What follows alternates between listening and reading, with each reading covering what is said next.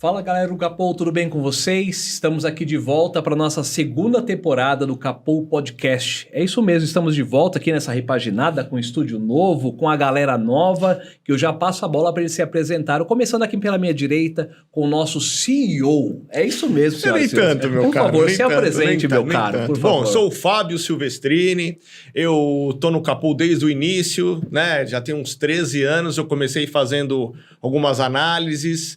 O Capô que foi criado por um amigo nosso aqui, o André Forte, manda um abraço para ele ali da NVIDIA. E começando fazendo alguns reviews, e aí esse nosso amigo aqui falou assim, olha, agora eu não consigo mais dar conta, vocês assumem? E aí eu assumi a partir daí e montei este grande elenco que vocês vão ver em breve aí, viu? Dando sequência aqui ao nosso amigo. Sou o Bernardo, o senhor Capô me achou por aí, viu que eu sabia escrever sobre videogames, também gosto muito de filmes, e então falo de lançamentos de terror, cinema trash, lançamentos AAA variados e alguns jogos indie também. Rapaz. Meu caro? E o Capô Júnior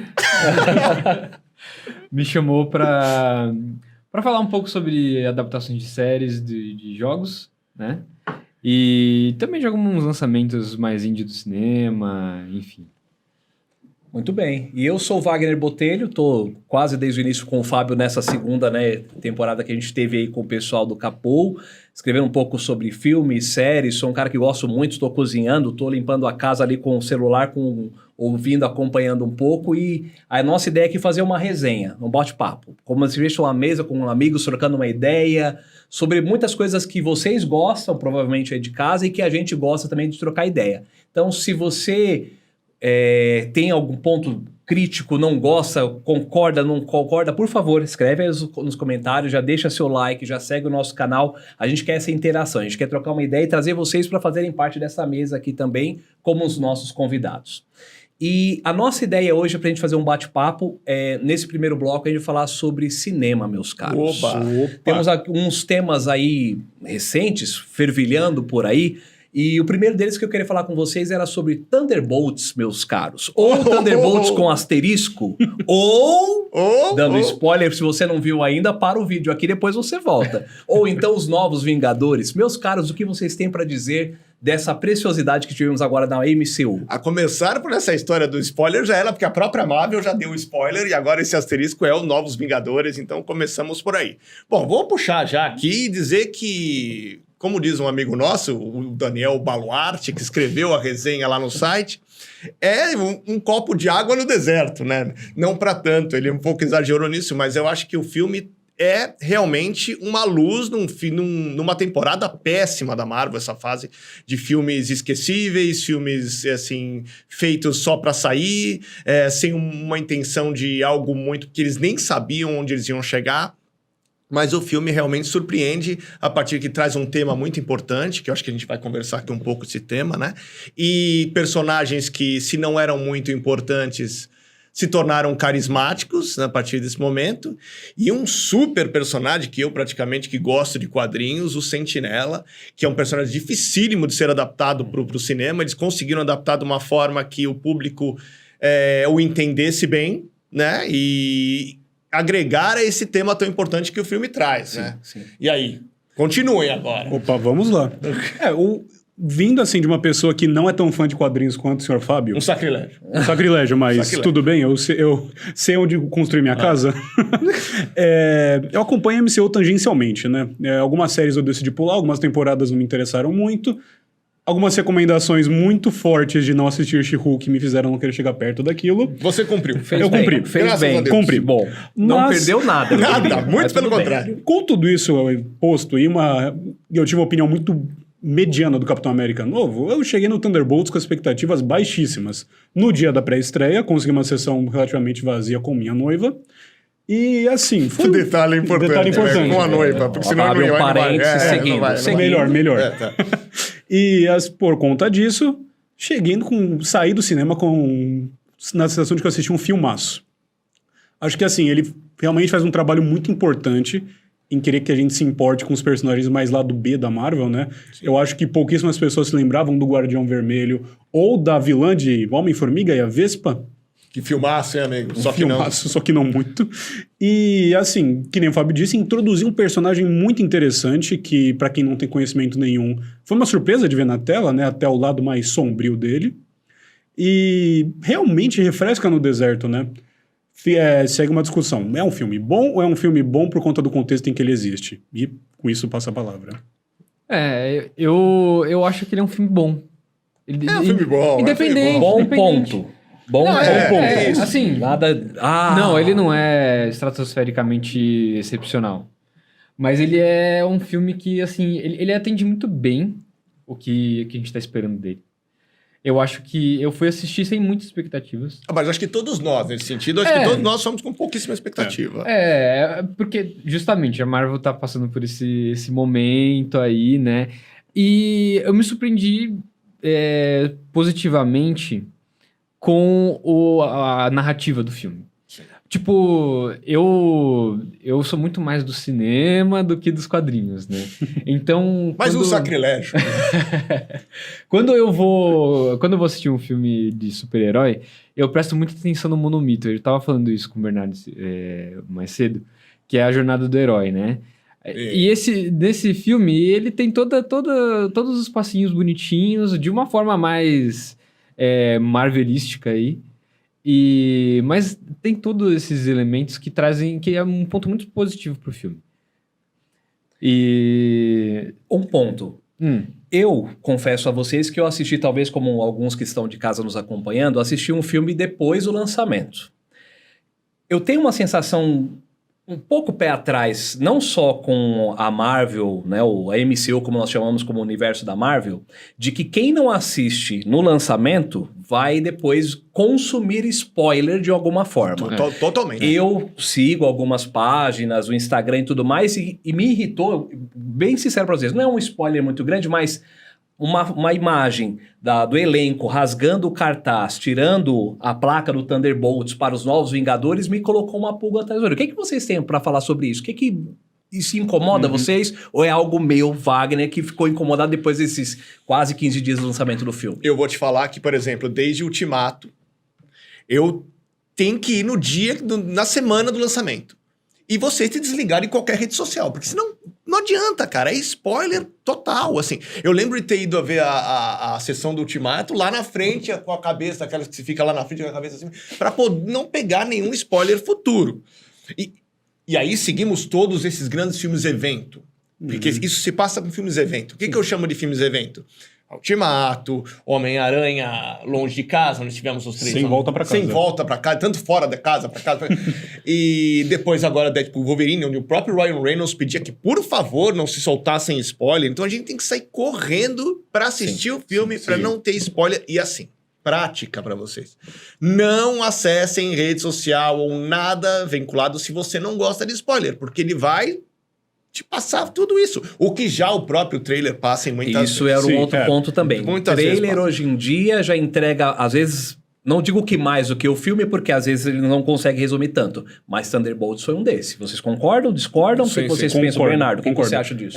Até falando um pouquinho do que o Fábio disse, os filmes não existem mais num vácuo, né? A Marvel criou uma fanbase muito grande. Um vácuo. A Marvel criou uma fanbase muito grande, muito interconectada, né? Então, de fato, se você perdeu, o pessoal vai começar a falar, quer você queira ou não. As maquinações não param com o simples fato da gente tentar evitar spoilers. E é assim, filme de super-herói é uma coisa... Trailer para filme de super-herói são coisas que eu evito desde o primeiro Homem-Aranha, De Volta ao Lar, porque eu senti que eu tinha assistido o filme inteiro. Inclusive, não consegui assistir no cinema, esperei um tempão pra assistir. Quando eu assisti, eu lembrei, cara, de fato eu vi isso no trailer. Então, assim, o marketing, ele também chega num ponto em que ele precisa usar tudo possível pra te convencer a ir ver o filme, até pra ele se pagar, pra ele ter um bom sucesso, ser rentável. Então, eu acho que isso, aliado à cultura dos spoilers, é uma corrida pra ver quem te estraga o filme primeiro. E até que ponto a própria Marvel já não imagina que as pessoas já tenham visto por esse motivo na primeira semana e já soltado que não há necessidade. Tão capitalista que você precisa, é uma necessidade que você vai criando da pessoa correr atrás disso, eu preciso ver. E alguns filmes não têm essa necessidade. A gente falou aqui de alguns filmes da Marvel, séries inclusive, que não são tão necessárias para você entender todo esse universo. Sim. E uma coisa que eu falava com os meus filhos, por exemplo, Lucas, não sei se você concorda, se a pessoa perder um pouco dessa linha do tempo das séries, dos filmes, ela consegue acompanhar, por exemplo, Thunderbolts ou um futuro Novos Vingadores que vai acontecer por aí? Consegue. O Thunderbolts consegue. Tipo, tem essas referências que nem a vilã do... Mas, cara, eu acho que ele funciona muito bem como um filme sozinho. E outra coisa também, você estava falando dos spoilers. E às vezes, alguns spoilers me dão vontade de ver o filme, cara. Tipo... Tem spoiler do bem e tem spoiler do mal. Tem muita gente que gosta de spoilers. Então. Então, o spoiler é um produto que as pessoas gostam de consumir hoje. É uma coisa louca, né? Tem o radicalmente, como tudo, né? Tem o radicalmente contra e tem aqueles que gostam. Eu quero ver a cena pós-crédito, que a gente vai falar daqui a pouco. Cena pós-créditos lá, eu queria saber, antes de ver o filme. Mas sabe o que eu acho? Eu acho que isso veio um pouco da cultura da televisão brasileira. Antigamente, não sei, te juro. Eu sei do que você vai falar. Eu vou falar. E não é nada de... Não, cuidado. Não tem a ver com aqueles clássicos oitentistas do cinema brasileiro. Tudo bem, não, eu vou falar das revistas de novela, cara. Sim. Mano, as donas de casa liam o que ia acontecer na novela antes de sair o negócio. Eu acho que no jornal, na revista, vendia-se isso nas bancas. Programas de fofoca. Sim, eu acho que é uma coisa que agrega muito às vezes. Mas só lembrando que a partir do momento do próprio spoiler, a Marvel tá já nessa. Porque quem viu o grande anúncio de Doomsday, as cadeirinhas passando... Teve um spoiler de Thunderbolts. Porque assim... Teve. A única personagem que não está lá, além de que todos estavam lá, ou seja, se todos estão lá, estão vivos. E o que não está... Assim como, já puxo aqui uma deixa... A cena pós-crédito, que são duas desse filme. Uma descartável. A segunda que... Fiquem na segunda, porque a primeira... São duas, já quem não assistiu ainda. Então fica duas, espera as letrinhas passarem, que demoram eternidades. A luz acende, o povo vai embora, mas continue lá. A segunda vale a pena. Mas que também já entra nessa mesma linha.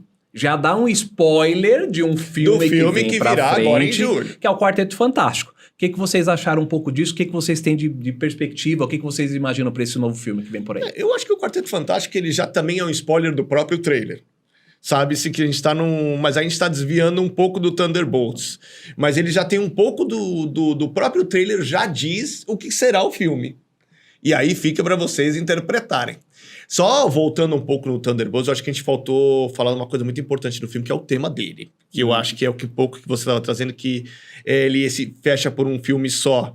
Mas a questão do tema que ele aborda para os tempos atuais, camuflado, fazem da Marvel um up ali, que às vezes ela não traz e transforma o filme tão bobo em algo que, se você entender a mensagem, ele é bem importante. Né, que ele traz sobre a depressão, sobre os medos, sobre como lidar com isso, né? Vocês acharam que a mensagem foi boa? Foi a partir do filme? Sim. Eu acho que é uma mensagem um pouco escancarada até.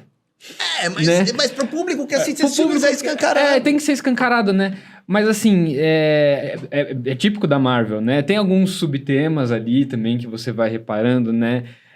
Sobre você superar suas dificuldades, sobre tentativa e erro. Quase tudo que eles tentam, eles erram. Isso é Rock Balboa fazendo história, filho! Sly sempre conosco. Tem que estar nesse papo, sempre tem que trazer, ainda mais o fã ali, né? Mas, gente, vocês acham que é um sopro de esperança pro universo da Marvel, esse Thunderbolts agora? O que vocês esperam daí pra frente desse universo? Eu acho que a Marvel começa a costurar algumas coisas.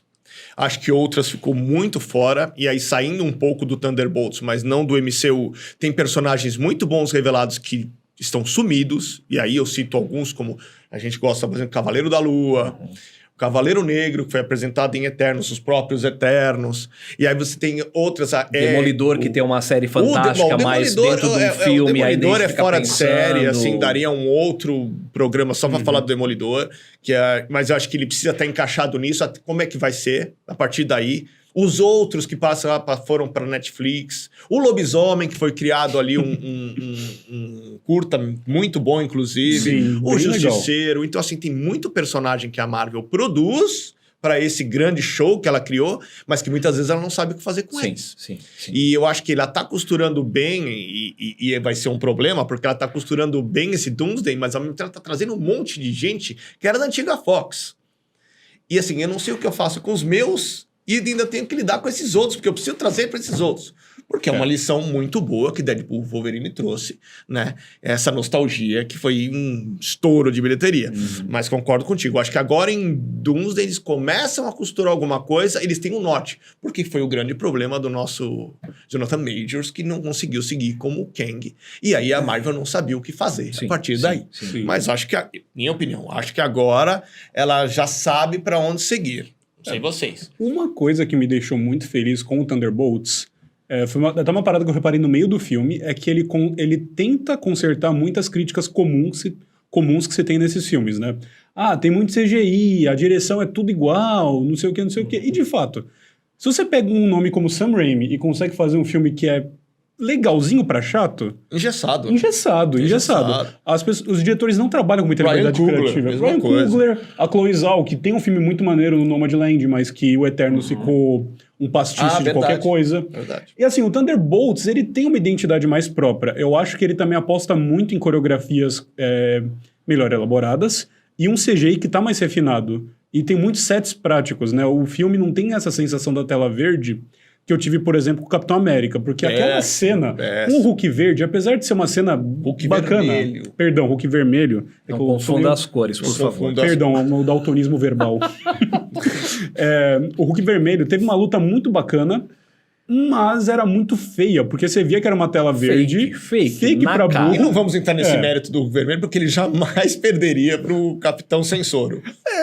Aí já é uma outra série que é melhor não entrar mesmo. Mas você tá trazendo essas coisas de que eles estão se repaginando em algumas coisas, é o humor, né?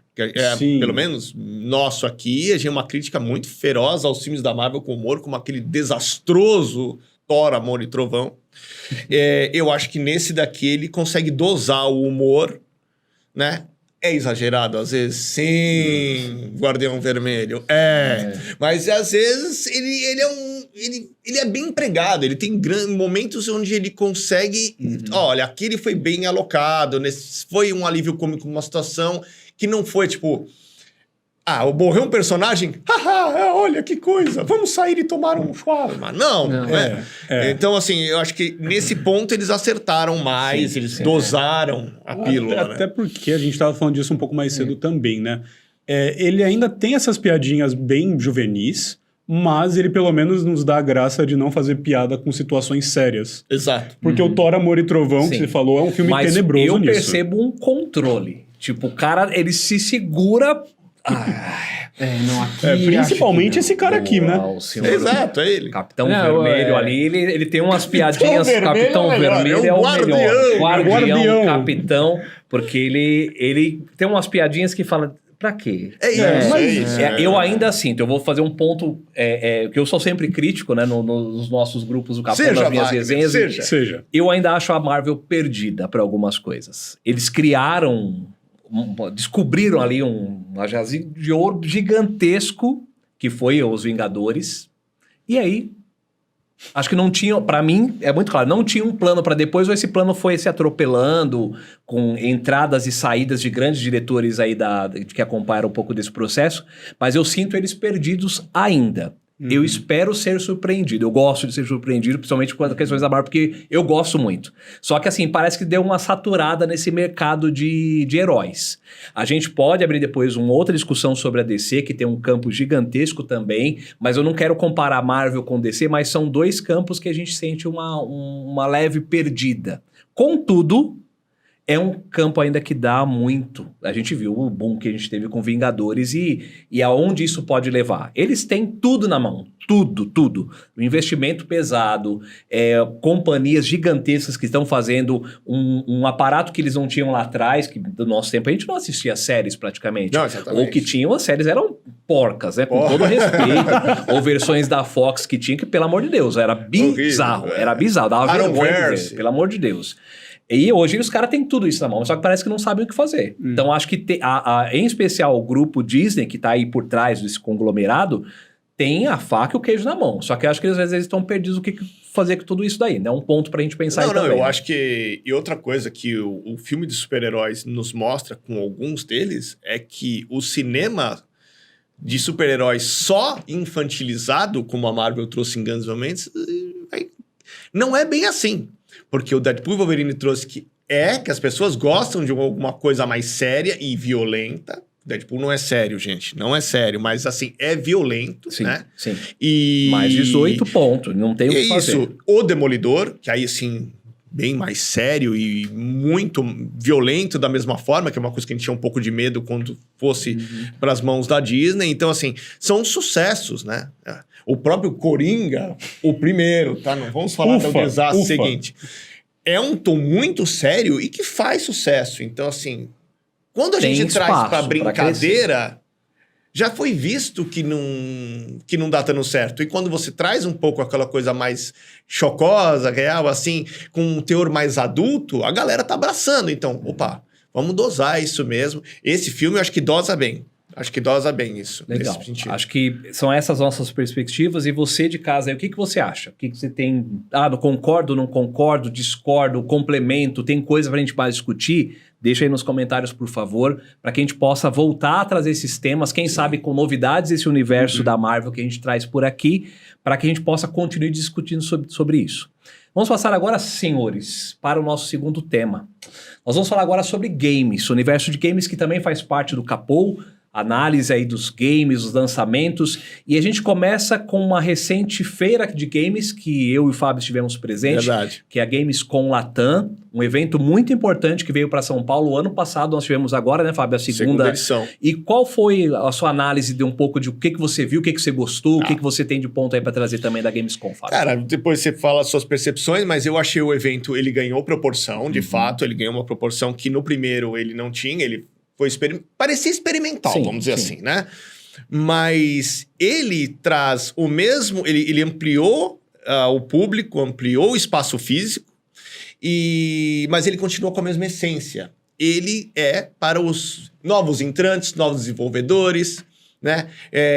Galera que quase gosta... um espaço comercial, um espaço assim comercial. Dizer, que dá para você conversar, dialogar, sem deixar o público de participar também, que ele é aberto para o público, que compra ingresso e tudo mais. Basicamente, você resumiu que ele é uma BGS acessível. Sim, porque a BGS atualmente... A BGS já se tornou, assim, um grande evento. Um evento muito legal, tem uma abertura muito grande, mas... acho que principalmente um ponto da BGS que vocês estiveram presentes também o ano passado, ela com essa questão dos influenciadores, ela arrasta uma multidão. E aí você não consegue nem ver. O que a gente conseguiu ver na Gamescom, né, Fábio? É tempo para você gastar para experimentar um game, conversar com um desenvolvedor, mesmo no dia fora da imprensa. Num dia comum, num sábado que nós fomos lá, por exemplo, dá para você conversar. Você tem um espaço. Num sábado. O outro ponto positivo que eu trago também, o fato de ter vindo agora para o Distrito AMB, é legal, porque está mais acessível lá no Expo Imigrantes. É um pouco fora de mão, apesar de ter o metrô ali próximo e tudo mais, tem linha de ônibus, mas são pontos que a gente traz aqui como ponto de vista também.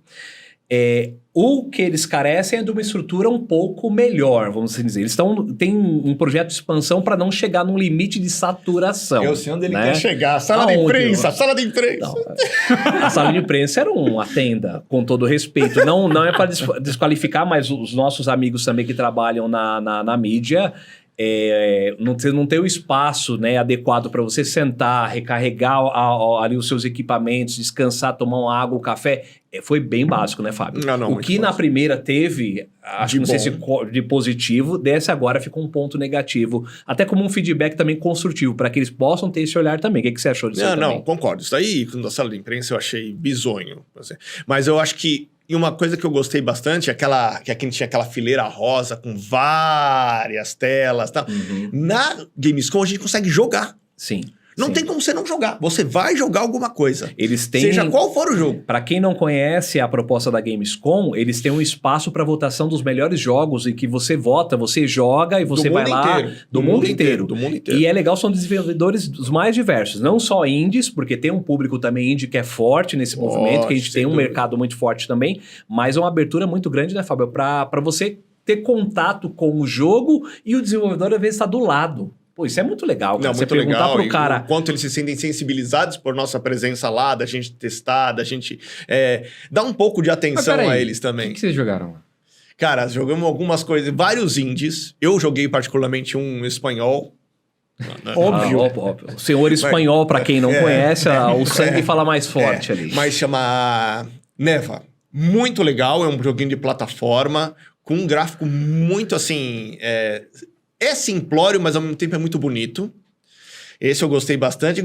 Jogou o Saboros, que é com uma galinha, foge do matadouro. Jogo brasileiro, né? Quase um Fuga das Galinhas daquela animação lá de massinha, mas você tem que fugir do cara que tá te pegando no matadouro ali de frango. Isso. Então, algumas coisas diferentes. Teve um também do pessoal da PUC do Paraná, que chamou Revoar, que é um jogo de clique, mas ainda me lembrou muito Out of This World do Super Nintendo. Me lembrou bastante o gráfico, um pouco melhor, mas num estilo mais cyberpunk, mas bem desenvolvido. Você Além dos trabalho clássicos, você tem espaço lá também, por exemplo, você tem um stand gigantesco da Nintendo com os jogos, os novos, os mais antigos e tudo mais. Mas de passar pros grandes, vocês chegaram a conversar com algum desenvolvedor? Muitos. Isso é bem esse legal, networking, cara. E assim, quando você conversa com eles, os projetos que eles têm em vista. Tem jogo que foi baseado no Paranapiacaba, não foi? Paranapiacaba, tem um outro que se passa na Paulista, o cara desce no vão passa na Paulista, mas MASP. esse é um Double Way já. Opa, 2 anos. Eu esqueci o nome, ele vai lembrar depois. Mas esse daí é legal, se luta lá com... É tipo um estilo Power Rangers, isso, assim. Várias cores ali, aí você morreu o azul, entra o amarelo, entra o rosa e assim por diante. Todos brasileiros e assim, eles lutam contra monstros em frente do MASP, debaixo do metrô Trianon. No subsolo do MASP. É bem legal. Ele é em pixel art? Hã? Ele é em pixel art ou não? Não. Ele entra com gráficos mesmo. Não. Squad, como é Chroma Squad. Chroma Squad. Que também é um jogo brasileiro com estética de Super Sentai. Vale a recomendação. Mas então, e esse eram espaços, por exemplo, que a gente tinha. A NVIDIA deixou a gente ter o acesso para alguns games para testar, além das placas de vídeo top que os caras estão lançando com Reflex 2, com diminuir o tempo de espera, um monte de coisa, e jogos com o desenvolvedores. Reflexo 2, né? Tipo, cara... É interessantíssimo. E os caras têm lá, pra você ter... experimenta aqui, eu vou tirar o primeiro, joga no básico, agora tá no Reflexo 1, tá no Reflexo 2. Cara, assim... Você ter tempo para gastar com isso. Claro que quem for optar por uma Nintendo, por exemplo, que são os jogos mais clássicos, vai enfrentar uma fila de 1 hora ali, fácil. Só que o cara vai para chegar com a perna latejando em casa. Então, são alguns pontos que a gente traz disso. Então, são coisas que a gente tem. E até passando por uma outra pauta que a gente tem aqui agora, que eu queria trazer vocês nas discussões também, que vai além dessas feiras de games, a gente tem uma geração de novos consoles que estão saindo, outras que estão sendo remasterizadas, os booms até dos games retrôs. Não digo que são da época de vocês, que esses daqui vão entregar. São bem mais novos que a gente, né, Fábio? De telejogo, de Atari, de companhia. Mesmo, mas a nossa época já chegou também. Os remakes de PS1 já existem. Já existem. Outro dia eu tava procurando de Super Nintendo. Os caras hoje tem de PS1, tem PS2, tem Como tudo. que vocês se veem aí nessa questão dessa nova geração dos games? O que a gente pode esperar de lançamentos aí que a gente vem pra frente aí, gente? Até aproveitando a deixa do Wagner, ele ainda já para saindo da Gamescom e entrando para essa, né? O que a gente viu lá é pouco lançamento do AAA. Então você tem ali o novo Doom, o Oblivion. Jogaço. E aí basicamente isso, porque a Nintendo é Mario e um boneco do Donkey Kong passeando lá. É aqueles clássicos que então, eles assim, têm Não vejo nada de errado com isso, sinceramente. Não, você que consome. Mas assim, você espera algo muito maior, né? Assim, né?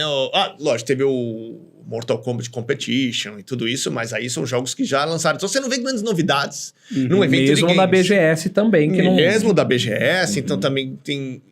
A gente sentiu falta de grandes nomes. E aí entra um pouco nessa questão da geração. Essa geração de Play 5 e o novo Xbox, tá valendo a pena? É isso pra gente trazer na discussão. Vale a pena? E aí, o nosso querido Beira aí, ele vai saber... Tem opiniões a dizer. Gente, acho que eu vou ser bem franco aqui, a geração não tá se fazendo valer a pena com todos esses avanços, com toda essa tecnologia, com todas essas coisas chiques que a gente tá falando, né?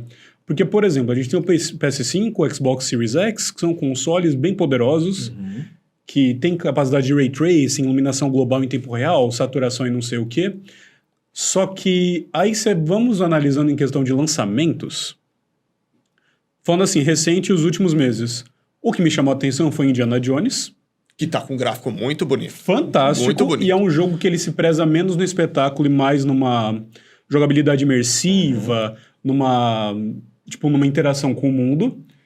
O Astrobot, que fez um certo sucesso, ganhou o jogo do ano, inclusive, só que a graça dele era ser uma coisa diferente do que a Sony estava lançando.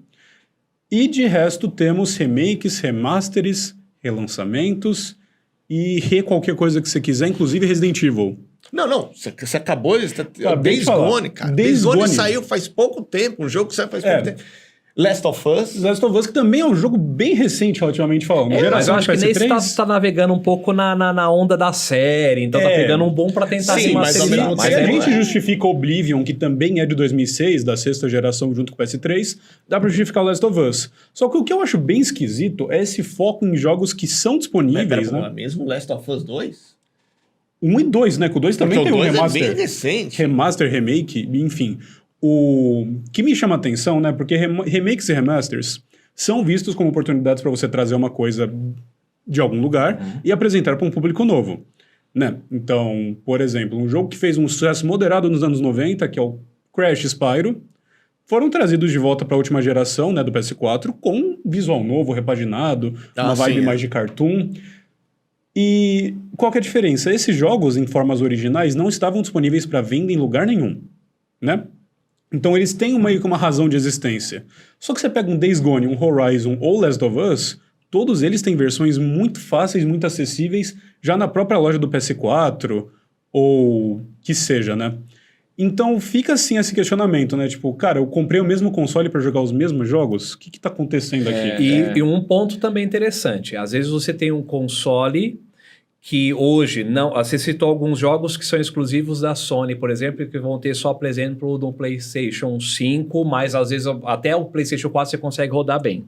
Mas hoje, eu não sei se vocês percebem também, muitos jogos na Steam que você pode ter num computador top, que às vezes custa menos do que um videogame desse, Sim. você consegue rodar e rodar liso. O que vocês acham disso? O que isso hoje, se vocês fossem bem sinceros com o pessoal aí de casa, vocês investiriam num bom computador ou num videogame top desses? Eu acho que é que assim, um bom PC é muito mais caro que um console. Sem contar que você tem que ficar atualizando ele. Quer dizer, um Sim, PC top de linha com uma 570... Sim, um não, que é o claro, core, uma 50. Não precisa, mas eu vou ser bem sério pra vocês aqui, não precisa, rodando o jogo.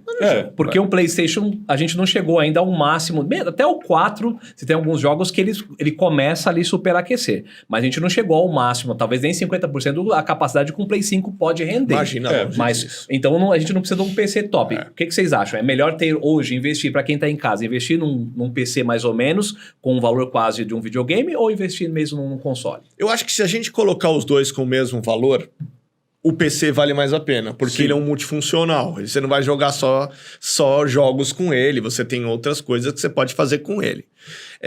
Em contrapartida, e aí depois cada um tem opinião, o console ele funciona para aquilo e funciona muito bem. O PC trava. Você tem diversas... eu tenho que ter a Ubisoft Connect, eu tenho que ter a Steam, eu tenho que ter a GOG, eu tenho que ter a Epic Games, etc.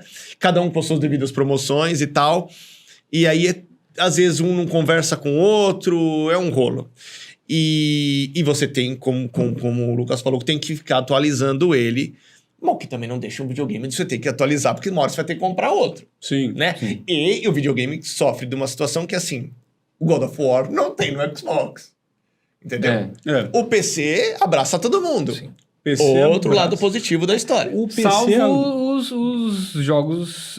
Claro, você vai demorar mais pra jogar, mas você joga. Mas ele chega. Chega uma chega, hora que ele demora, chega. mas ele chega. É, a única- Não como lançamento, mas ele chega. A única empresa que não participa muito desse intercâmbio com o PC é a Nintendo, né?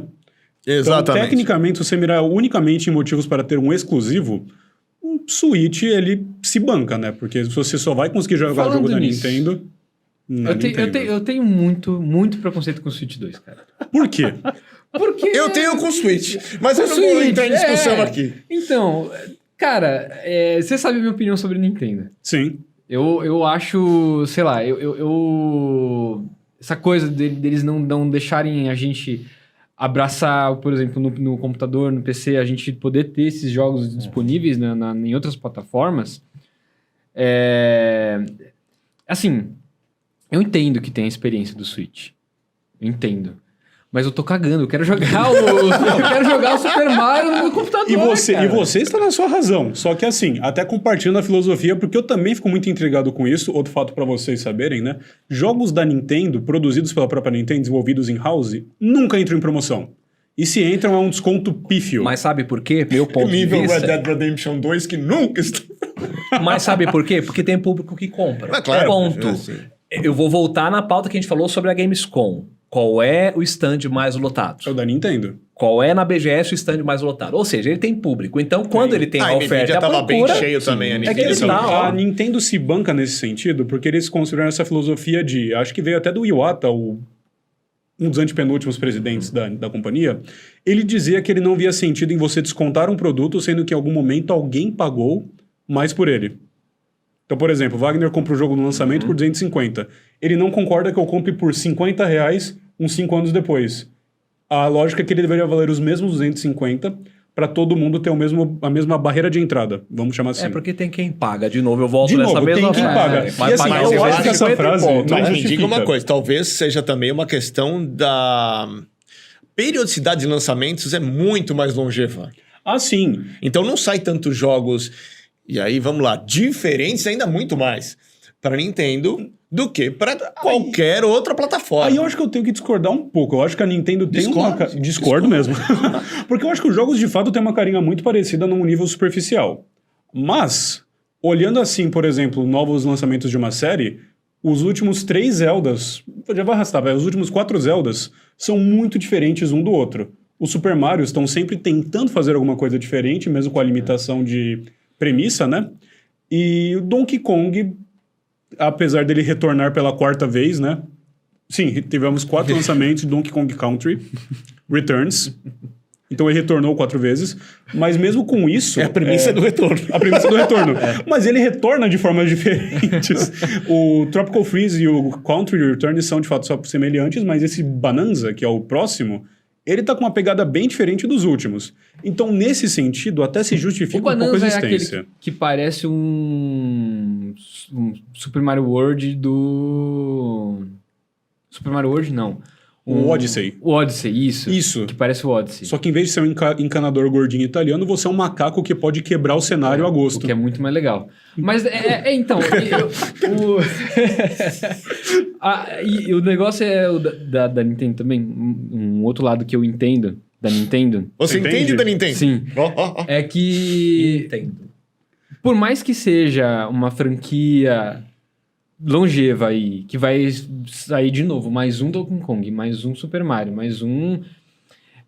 Eles têm uma coisa que eles sempre estão melhorando os jogos. Sim. Se você for jogar, aí você vai querer me trucidar, mas um FIFA é o mesmo jogo de 6 anos atrás. Numa roupagem Ah, não, mas atualizada. aí eu acho que também é tema para outro podcast. Sim. Porque jogo de futebol, para se atualizar, e agora, muito menos que não tem concorrência. Então, assim, eu concordo contigo. Mas só pra gente não esquecer e cometer uma injustiça. O Assassin's Creed consegue se programar para essas novas gerações. Concordo. Apesar da Ubisoft ter uma reputação de lançar sempre o mesmo jogo, Mas eu acho que os se Assassins... programa para isso. Sim, eles são diferentes um do outro. Não dá pra falar que o Odyssey é igual ao Rogue. Por exemplo, esse último agora, o cara pegando toda a parte ali da história e cultura japonesa é totalmente, né, é algo absurdo, assim, pra mim. Claro que é uma geração que a gente tem vários nichos, que a gente pode discutir depois um outro tema sobre isso. Esse é outro podcast. Jogos de tiro curto que a gente tem Rocket League, você tem Fortnite, você tem Roblox e etc. da vida, com Assassin's Creed. Não dá pra você colocar na mesma prateleira, são públicos diferentes. Mas acho que, em linhas gerais, a gente tem um espaço de mercado muito grande ainda. Visto voltando de novo dessa questão das feiras, o público que isso atrai é gigantesco. É um mercado muito grande, que acho que quem está acompanhando a gente em casa também deve consumir também e concordar muito com a gente. Ou se não concorda também, pode colocar aí embaixo nos comentários e a gente vai ler, depois a gente responde com calma, mas porque é um universo grande. A pergunta que você fez continua. Vale a pena essa nova geração? Agora é contigo. Acho que vale. Vale assim, mas não vale o investimento quanto tem. Mas quanto tem gente pagando, o negócio vai... tem outro de novo, ponto. meu ponto de vista. Mas assim, tipo, infelizmente. Tem outro ponto dessa geração que eu gosto de enaltecer porque eu sou fascinado pelo conceito, que são os mini computadores, né? Na pegada do Steam Deck, da Valve, foi o primeiro que fez isso. O Xenix, da Tectoy, e até o Rogue Ally, que é da Asus, salvo engano. E o próprio Switch também, né? É que o Switch não entra tanto nessa seara porque ele é um console mais proprietário, né? Pra Nintendo. Ele não tem um diálogo com as até isso, até valendo não é portátil apenas, sim, é um nível de comunicação. Até valendo assim a diferenciação, o que diferencia um Switch do Steam Deck é que o Steam Deck é um sistema Linux. Então, além dele rodar o SteamOS da Valve, ele tem um Linux. O ROG Ally, ele roda uma versão do Windows. E eu acredito que o Xenix é, um dos dois. Só que, assim, esse tipo de console novo, ele tem uma questão muito interessante com o ecossistema do PC.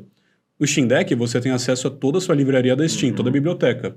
Então, todos os trocentos jogos que se acumulou em vendas ao longo dos anos, a grande maioria, para não falar todos, está disponível para jogar com poucas modificações.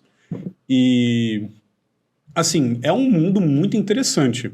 Porque esses PCs, como são PCs portáteis, rodam emuladores, rodam programas de edição, são estações de trabalho, são estações de jogo, e são um conceito bem interessante. Eu acredito que até vai existir um Steam Deck 2 em breve, e é interessante ver como eles estão evoluindo nesse sentido. Para mim, esse é o ponto mais interessante dessa geração atual. Na verdade, ele acha que o PC é melhor, é o que ele já deixou claro. Foi exatamente. E você, Fábio, o que você acha? O PC ou o console? Eu falei, eu acho que assim, para um contexto geral, se todos os dois forem com o mesmo preço, o PC vale mais a pena. Tá. Vale mais Lucas, você é um ponto contrário ou não?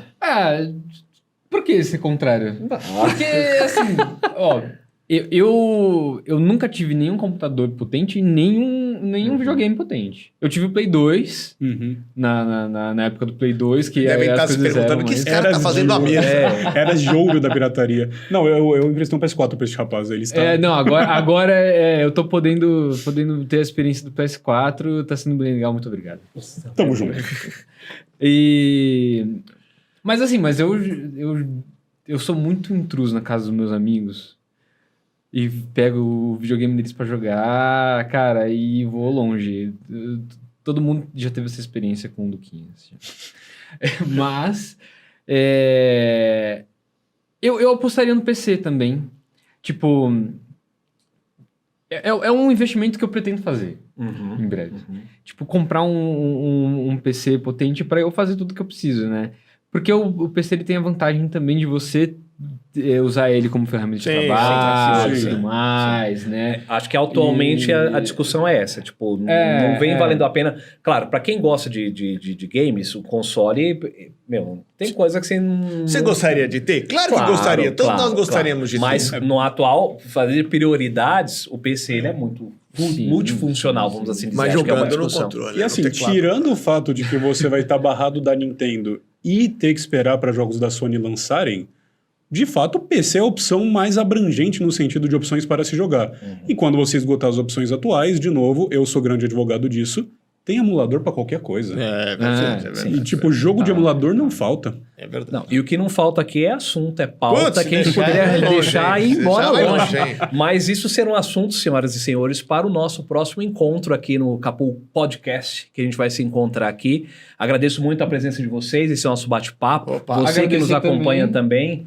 Ou o pessoal do Parlamoca que está aqui com a gente também. Aqui, todos que são fera, hein, meu? Feras, estão aqui, acolheram a gente aqui. E espero que vocês tenham gostado desse novo formato, que a gente possa continuar trazendo novos convidados para a gente fazer essa mesa. Verdade. E vocês também aí participando com a gente. Que a nossa ideia é fazer uma resenha, como se a gente estivesse em casa, numa mesa. A gente não vai trazer cerveja aqui, salgadinho. Não sei se eles permitirem de trás. Aí eu acho que o assunto vai render mais, vai ter que colocar uns limites aqui para a gente conversar. Mas é essa a ideia do Capô. Segue lá a gente nas redes sociais, segue o nosso site. As nossas resenhas são, vamos dizer, autônomas, com autenticidade. A gente procura escrever o que a gente gosta, o que a gente não gosta. Acolher também um pouco desse ponto de crítica como crítica construtiva. Então, essa que é a nossa ideia do Capô. Segue lá nas redes sociais, por favor. Deixa seu like e considerações finais, senhoras e senhores, por favor. Nada, foi muito legal participar pela primeira vez assim no estúdio. A gente bateu um papo. Foi uma resenha bem legal. E esperamos as próximas aí com mais assuntos polêmicos. Muito bem. Senhor Lucas, considerações finais. Cara, foi muito legal ter vindo aqui, a gente ter tido esse papo que a gente geralmente tem na hora do almoço. Exato. Eu acho que é isso que a gente tem que fazer aqui. É o que a gente gosta, vamos falar a verdade. É o que a gente gosta. É isso. E você, Bernardo? Bom, para não repetir o que meus companheiros falaram, invista num PC. Muito bem, senhoras e senhores. Muito obrigado por ter nos assistido até aqui. Se você gostou, compartilhe. Por favor, divulgue, faça chegar aí a quem você queira. Entre em contato conosco, a gente gosta muito dessa interação, por favor. CapoCast, estamos aqui de novo com esse podcast aqui com vocês. Segue a gente, por favor. Até a próxima. Valeu!